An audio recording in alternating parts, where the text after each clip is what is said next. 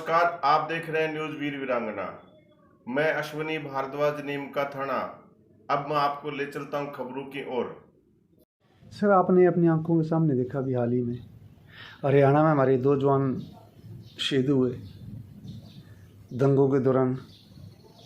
इसी तरह से मणिपुर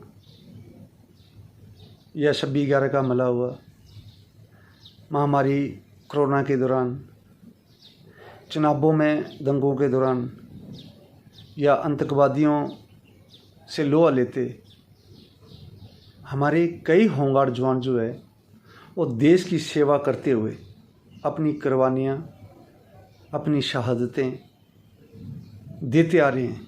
हमेशा फ्रंट लाइन में रहकर जो है देश के होमगार्ड जवानों ने अपनी सेवाएं दी। दुख इस बात का है कि जो जवान राष्ट्रीय स्तर के प्रशिक्षण से प्रशिक्षित किया जाता है,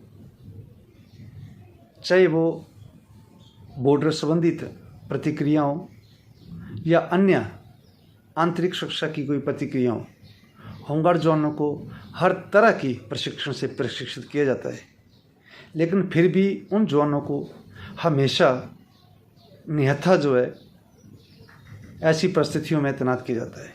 ये एक दुख का विषय है। क्या भारत सरकार के पास होमगार्ड संगठन के जवानों को देने के लिए वेपन नहीं है, या देश के होमगार्ड जवानों की कीमत कोई नहीं है इस देश में?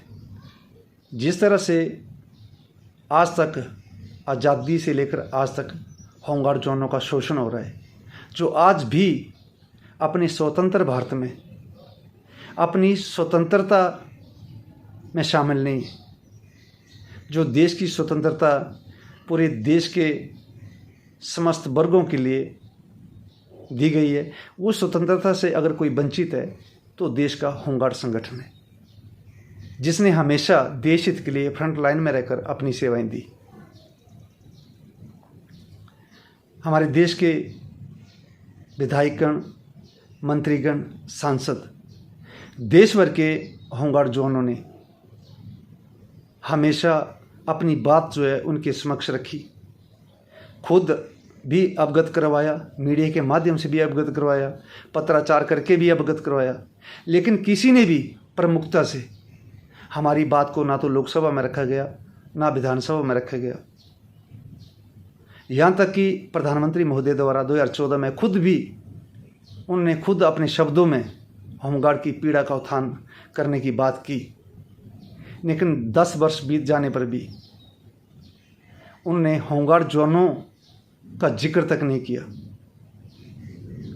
बड़े से बड़े सेलिब्रिटी जो हैं उनके समक्ष वो हमेशा जाते रहे, चाहे वो बड़े उद्योगपति हों, चाहे वो बड़े फिल्मी स्टार हों, चाहे हमारे सैन्य संगठन हैं, लेकिन होमगार्ड के जन्म दिवस पर कभी हमारे प्रधानमंत्री महोदय द्वारा या देश में जो भी प्रधानमंत्री आया उसने कभी हमारे जन्म दिवस पर उपस्थिति नहीं दी। क्या ये संगठन जो है अन्य देशों से आया और संगठन है जिसे गुलाम बीड़ियों में जकड़ के रखा हुआ है आज तक, और इसका भरपूर शोषण किया जा रहा है?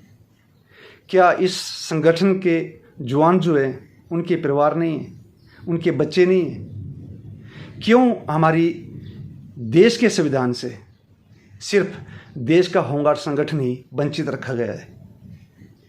इसकी क्या वजह है? हमारा यही निवेदन है राज्य सरकार से, भारत सरकार से, कि भारत सरकार के समक्ष जाते हैं तो राज्य का हवाला देते हैं कि राज्य के अधीन जो है इसे नियमित किया जाता है, और राज्य के पास आते हैं तो केंद्र का हवाला दिया जाता है। हमें यही समझ नहीं आया आज तक कि हम हैं किसके।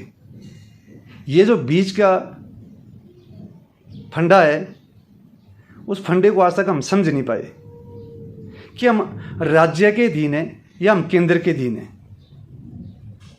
राज्य के पास जाना तो केंद्र का रास्ता दिखाते हैं, केंद्र के पास जाना तो राज्य का रास्ता दिखाते हैं। हम हैं किसके?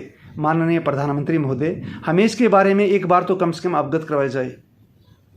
क्यों आज तक हमारे देश के विधायक, मंत्रीगण, सांसद प्रमुखता से हमारी बात को देश के मुख्यमंत्रियों या देश के प्रधानमंत्री के समक्ष प्रमुखता से आज तक रख पाए? लाखों नियम में परिवर्तन हुए, लेकिन एक देश के होमगार्ड संगठन में कोई आज तक परिवर्तन नहीं हो पाया। वजह स्वयंसेवी एक्ट, जिसकी वजह से देश भर के होमगार्ड जवानों का भरपूर शोषण हो रहा है।